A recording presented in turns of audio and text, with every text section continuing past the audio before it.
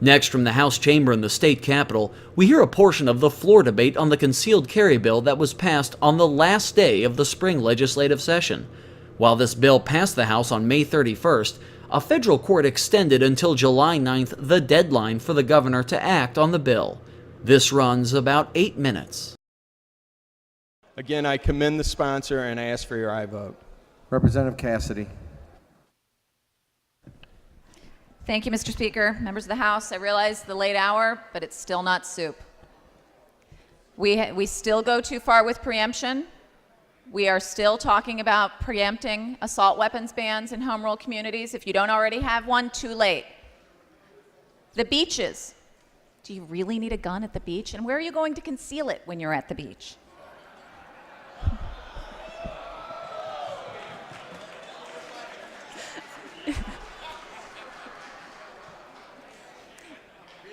Really? The parking lot issue is another that troubles me deeply. What is someone from us going out and getting their gun and bringing it in? We cannot have this one-size-fits-all approach that does not respect the differences in our communities. It's not soup. It's close. It's brothy, but it's not soup. Vote no. Representative Williams. Thank you, Mr. Speaker. Will the sponsor yield? Sponsor yields. Representative, can you go through what the prohibition is in terms of places where alcohol is served? So we decided that bars cannot carry. We decided that 50% of the gross receipts for food, you could. But Representative Williams, there's also a safeguard in there for the business owner. They could post if they don't want guns, concealed weapons in their facility. Okay, so why did you decide to limit the carrying or prohibit the carrying of guns in bars? Because bars is just in general. That was the agreement that we had with all the groups involved at the negotiating table on this bill. I guess I mean, what's wrong with having a gun in a bar? Like, again, Representative Williams, some of mine, I don't know if there is something wrong. We're going to leave that up to the owner, but we came to that middle ground agreement in this bill that says 50% of gross receipts is okay if there's food involved.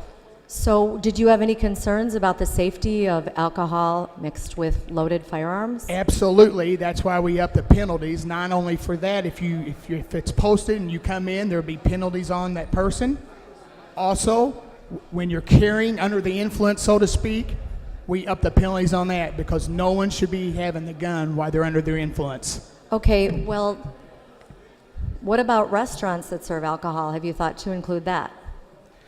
I don't think there's anything wrong if I want to go, and this is not an endorsement, but if I want to go to Applebee's or Indigo and sitting there just having food, being able to protect myself and my family, I don't think there's anything wrong with that. So you're saying that if you're in a restaurant, you can't consume alcohol if you have a gun? Would you support that? Is that in the bill? You probably could, Representative Williams, but it would still be up to you to take that chance of being under the influence. So therefore, no, I would not want to do that. So there's not a prohibition against drinking and carried and concealed loaded weapon and being in a crowded restaurant with other people who may or may not be carrying. So you are not banning drinking and carrying a loaded weapon. And that exactly to the bill. This is the problem I have with this, in addition to the numerous issues that Representative Cassidy addressed. The 50% reference in the bill is completely a false reference. What does that have to do with whether an individual is consuming alcohol in an unsafe way while carrying and handling a loaded weapon? For this and many other reasons, I urge a no vote. This bill is not ready. Mr. Mitchell. Thank you, Mr. Speaker. To the bill, first of all, I think the sponsor deserves tremendous credit. This bill is a lot better than the first version of it we saw. It, I think, respects Second Amendment rights while also making sure that there isn't an issue with people transporting firearms to and forth across jurisdictions. But I retain a couple of concerns that still leave me as a no vote. The first is that we still don't have a regulation of private handgun transfers. It's my understanding that the sponsor and others have worked on something to that effect, and that will be coming over soon, and that's very encouraging. I still retain concern that the ISP is not ready for the sheer volume of what's about to come in, meaning that inherently folks who according to the statute, should not have weapons could have access to them. And finally, I just have to push back on this idea that somehow concealed carry makes folks safer. The research being referred to is year over year, but none of it's longitudinal. It is not borne out.